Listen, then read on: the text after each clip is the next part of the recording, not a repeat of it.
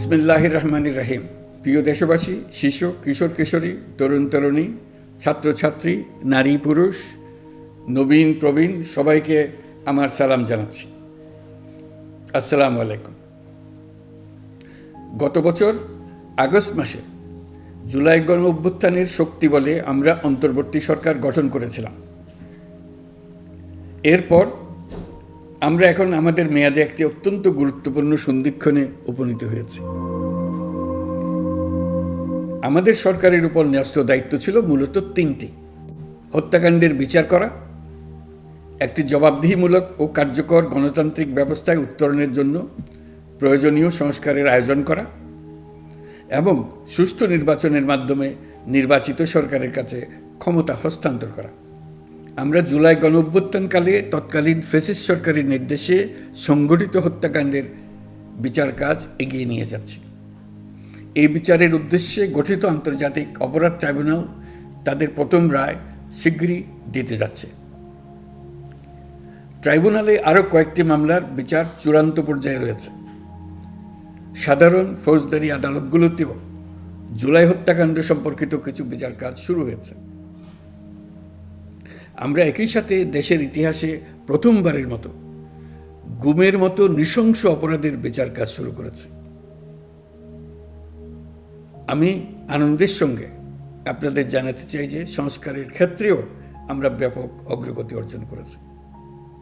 অন্তর্বর্তী সরকার নিজ উদ্যোগে বা বিভিন্ন সংস্কার কমিশনের প্রস্তাবের ভিত্তিতে অনেক গুরুত্বপূর্ণ সংস্কারের কাজ সম্পন্ন করেছে। কিছু প্রস্তাবিত সংস্কারের কাজ এখনও চলমান আছে। অধ্যাদেশের মাধ্যমে বা বিদ্যমান আইন সংশোধন করে বিচার বিভাগের স্বাধীনতা, বিচার ব্যবস্থাপনা, আর্থিক খাতে স্বচ্ছতা, প্রাতিষ্ঠানিক সক্ষমতা বৃদ্ধি, ডিজিটালাইজেশন সম্প্রসারণ ও দুর্নীতি প্রতিরোধে বিভিন্ন সংস্কার সম্পন্ন করা হয়েছে। ভবিষ্যতে সুশাসনের জন্য এসব সংস্কার বড় ভূমিকা রাখবে বলে আমরা মনে করি। আশা করি আগামী নির্বাচিত সরকার সংসদে আলাপ আলোচনার মাধ্যমে এইসব সংস্কার গ্রহণ করবে। আমাদের আরেকটি গুরুদায়িত্ব হচ্ছে সুষ্ঠু নির্বাচন অনুষ্ঠান। আমি ঘোষণা করেছি যে আগামী ফেব্রুয়ারির প্রথমার্ধে জাতীয় সংসদ নির্বাচন অনুষ্ঠিত হতে যাচ্ছে। এই নির্বাচন উৎসব মুখর, অংশগ্রহণমূলক ও সুষ্ঠুভাবে অনুষ্ঠানের জন্য আমরা সব প্রস্তুতি গ্রহণ করছি। আমাদের উপর অর্পিত দায়িত্ব আমরা সঠিকভাবে পালন করার জন্য সর্বাত্মক চেষ্টা করে যাচ্ছি। প্রিয় দেশবাসী, রাষ্ট্র কাঠামো সংস্কারের প্রস্তাব তৈরির লক্ষ্যে জাতীয় ঐকমত্য কমিশন নিরলসভাবে গত প্রায় 9 মাস ধরে কাজ করেছে। এই সময় কমিশন জুলাই গণ অভ্যুত্থানে অংশগ্রহণকারী রাজনৈতিক দলের প্রতিনিধিদের সঙ্গে দীর্ঘ আলাপ আলোচনা করেছে। অত্যন্ত সৌহার্দ্যপূর্ণ পরিবেশে ধৈর্য সহকারে রাজনৈতিক দলগুলো কমিশন কর্তৃক উত্থাপিত বিভিন্ন সংস্কার প্রস্তাব নিয়ে যুক্তিতর্ক উপস্থাপন করেছেন। মতের পার্থক্য থাকলেও তা কমিয়ে আনার চেষ্টা করেছেন। অনেক বিষয়ে ঐকমত্যে আসতে পেরেছেন। দেশবাসী সরাসরি সম্প্রচারের মাধ্যমে এই পুরো কার্যক্রম দেখতে পেরেছেন। এটি বাংলাদেশের রাজনীতির ক্ষেত্রে তো বটেই, পৃথিবীর অনেক দেশের জন্য এক অভূতপূর্ব ঘটনা। এটি ভবিষ্যৎ রাজনীতির জন্য আশাব্যঞ্জক। আমি ঐকমত্য কমিশনের সদস্যদের এবং রাজনৈতিক দলগুলোর নেতৃবৃন্দকে গণতান্ত্রিক চর্চার এই অসাধারণ আয়োজনকে সফল করার জন্য আবারও আন্তরিক ধন্যবাদ জানাচ্ছি। ঐকমত্য কমিশনের প্রণীত জুলাই সনদে সংবিধান বিষয়ক 30টি গুরুত্বপূর্ণ সংস্কার প্রস্তাবে রাজনৈতিক দলগুলোর মধ্যে ঐকমত্য তৈরি হয়েছে। এটি একটি ঐতিহাসিক অর্জন। কিছু প্রস্তাবে সামান্য ভিন্নমত আছে, বাকি অল্প কিছু প্রস্তাবে আপাতদৃষ্টে মনে হয় অনেক দূরত্ব আছে, যা গণতান্ত্রিক প্রক্রিয়ায় অস্বাভাবিক কিছু না। তবে খতিয়ে দেখলে দেখা যায় যে এসব প্রস্তাবগুলোর ক্ষেত্রেও আসলে মতভিন্নতা খুব গভীর নয়। কেউ সংস্কারটা সংবিধানে করতে চেয়েছেন, কেউ আইনের মাধ্যমে করতে চেয়েছেন, কিন্তু সংস্কারের প্রয়োজনীয়তা, নীতি ও লক্ষ্য নিয়ে কারো মধ্যে মতভেদ নেই। কাজেই রাজনৈতিক দলগুলোর প্রকাশ্য বক্তব্য যতখানি পরস্পর বিরোধী অবস্থানে আছে বলে মনে হয়, জুলাই সনদ সঠিকভাবে বিশ্লেষণ করলে ততখানি মত পার্থক্য দেখা যায় না। এটি আমাদের অনন্য অর্জন। এতে জাতি এগিয়ে যেতে সাহসী হয়। এসব বিবেচনায় রেখে এবং রাজনৈতিক দলগুলো কর্তৃক স্বাক্ষরিত জুলাই সনদকে মূল দলিল হিসেবে ধরে নিয়ে অন্তর্বর্তী সরকার আজকের উপদেষ্টা মণ্ডলীর সভায় জুলাই জাতীয় সনদ সংবিধান সংস্কার বাস্তবায়ন আদেশ 2025 অনুমোদন করেছে। এটা বিরাট খবর। প্রয়োজনীয় স্বাক্ষর শেষে এটি ইতিমধ্যে গেজেট নোটিফিকেশন করার পর্যায়ে পৌঁছে গেছে। জুলাই সনদ বাস্তবায়নের লক্ষ্যে এই আদেশে আমরা গুরুত্বপূর্ণ কিছু বিধান গ্রহণ করেছি। এর মধ্যে রয়েছে সনদের সংবিধান বিষয়ক সংস্কার প্রস্তাবনার উপর গণভোট অনুষ্ঠান এবং পরবর্তী সময়ে সংবিধান সংস্কার পরিষদ গঠনের সিদ্ধান্ত। আমরা সকল বিষয় বিবেচনা করে সিদ্ধান্ত নিয়েছি যে আগামী জাতীয় সংসদ নির্বাচনের দিনেই গণভোটের আয়োজন করা হবে। অর্থাৎ জাতীয় নির্বাচনের মতো গণভোটও ফেব্রুয়ারির প্রথমার্ধে একই দিনে অনুষ্ঠিত হবে। এতে সংস্কারের লক্ষ্য কোনোভাবে বাধাগ্রস্ত হবে না। নির্বাচন আরও উৎসবমুখর ও সাশ্রয়ী হবে। গণভোট অনুষ্ঠানের লক্ষ্যে উপযুক্ত সময়ে প্রয়োজনীয় আইন প্রণয়ন করা হবে। জুলাই সনদের আলোকে আমরা গণভোটের ব্যালটে উপস্থাপনীয় প্রশ্নও নির্ধারণ করেছি। আমি প্রশ্নটি এখন আপনাদের সামনে পাঠ করে শোনাচ্ছি। প্রশ্নটি হবে এরকম: আপনি কি জুলাই জাতীয় সনদ সংবিধান সংস্কার বাস্তবায়ন আদেশ 2025 এবং জুলাই জাতীয় সনদের লিপিবদ্ধ সংবিধান সংস্কার সম্পর্কিত নিম্নলিখিত প্রস্তাবগুলোর প্রতি আপনার সম্মতি জ্ঞাপন করছেন? ক, নির্বাচনকালীন সময়ে তত্ত্বাবধায়ক সরকার, নির্বাচন কমিশন এবং অন্যান্য সাংবিধানিক প্রতিষ্ঠান জুলাই সনদে বর্ণিত প্রক্রিয়ার আলোকে গঠন করা হবে। খ, আগামী সংসদ হবে 2 কক্ষ বিশিষ্ট। জাতীয় সংসদ নির্বাচনে দলগুলোর প্রাপ্ত ভোটের অনুপাতে 100 জন সদস্য বিশিষ্ট একটি উচ্চকক্ষ গঠিত হবে এবং সংবিধান সংশোধন করতে হলে উচ্চকক্ষের সংখ্যাগরিষ্ঠ সদস্যের অনুমোদন দরকার হবে।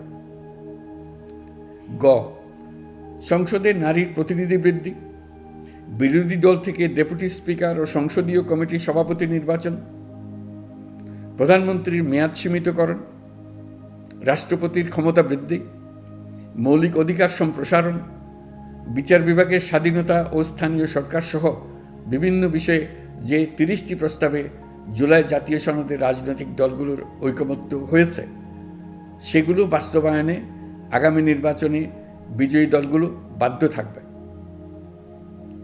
ঘ, জুলাই সনদে বর্ণিত অন্যান্য সংস্কার রাজনৈতিক দলগুলোর প্রতিশ্রুতি অনুসারে বাস্তবায়ন করা হবে। গণভোটের দিন এই 4টি বিষয়ের উপর একটি মাত্র প্রশ্নে আপনি হ্যাঁ বা না ভোট দিয়ে আপনার মতামত জানাবেন। গণভোটের সংখ্যাগরিষ্ঠ ভোট হ্যাঁ সূচক হলে আগামী সংসদ নির্বাচনে নির্বাচিত প্রতিনিধি নিয়ে একটি সংবিধান সংস্কার পরিষদ গঠিত হবে। এই প্রতিনিধিগণ একই সাথে জাতীয় সংসদের সদস্য হিসেবে দায়িত্ব পালন করবেন। পরিষদ তার প্রথম অধিবেশন শুরুর তারিখ হতে 180 কার্যদিবসের মধ্যে সংবিধান সংস্কার করবে। সংবিধান সংস্কার সম্পন্ন হওয়ার পর 30 কার্যদিবসের মধ্যে সংসদ নির্বাচনে প্রাপ্ত ভোটের সংখ্যানুপাতে উচ্চকক্ষ গঠন করা হবে। এর মেয়াদ হবে নিম্নকক্ষের শেষ কার্যদিবস পর্যন্ত। জুলাই সনদ বাস্তবায়নের অঙ্গীকারনামা অনুসারে সংবিধানে জুলাই জাতীয় সনদ অন্তর্ভুক্ত করার ব্যবস্থা গ্রহণ করা হবে। এটিও আজকে অনুমোদিত আদেশে উল্লেখ করা হয়েছে।